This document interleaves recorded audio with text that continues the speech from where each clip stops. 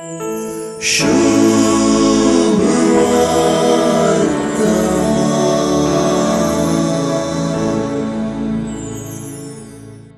ऐक पुताच्यागी दुवेचेर चढ मोग म्हणून सांगचे ऐकला.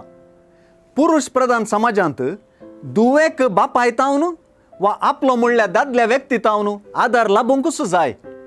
तो आदार दिवपी चढावत बापूय भाऊ वा घोव म्हणलें आमी जाणाव. ही गजाल आमच्या समाजांत सत दिसता, पूण जेजूच्या काळाच्या समाजांत मात्र ती गजाल खूब सत वा चड सत.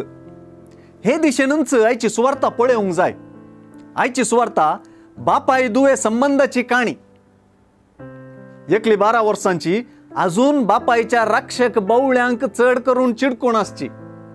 तिने मरणाचे तनीर आसचे बापाय जायराक सोसना. आपले दुवे खातीर तो जेजूच्या पांयांक पडला आनी परतूंक लागला. आनी एकली 12 वर्सां तावन आपल्या स्त्रीपणाक लागून समस्या भोगून आसची स्त्री. सुवार्थेंत तिच्या दादल्या आदाराविशीं वा संबंधाविशीं माहीत ना, आनी हे एक उणेपण. तिने सगळ्या वखदाक लागून होगडायला, देखून आर्थीक रितींनी ती संपूर्ण चलवल्या. तिचो समस्या रक्तस्राव असो देखून सामाजीक रितीन ती भैरोडी जाल्या. तिने जेजूक आपडलें आनी जेजू भश्ट जालो ना, पूण ती गुण जाली. आनी तिने दुडू करसूची गरज पडची ना, कित्याक सुवार्ता तिच्या रक्ताची जर सुकली म्हणटा. दादल्याचो आदार नासले तिका जेजू धुवे म्हूण उलो करता.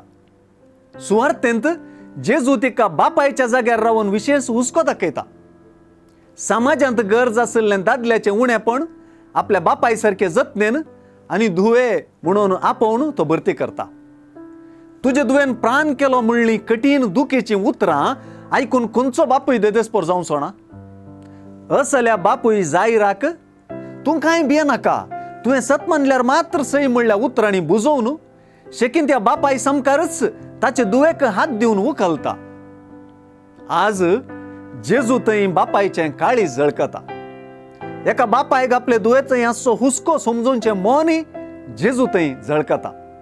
आयची बापूय दुवेची सुवार्ता आमकां जेजूच्या बापाय सारक्या काळजाची गरज आसा म्हूण दाखोवची. ही सुवार्ता स्त्री आनी पुरुषाक एकसारकी लागू जावची.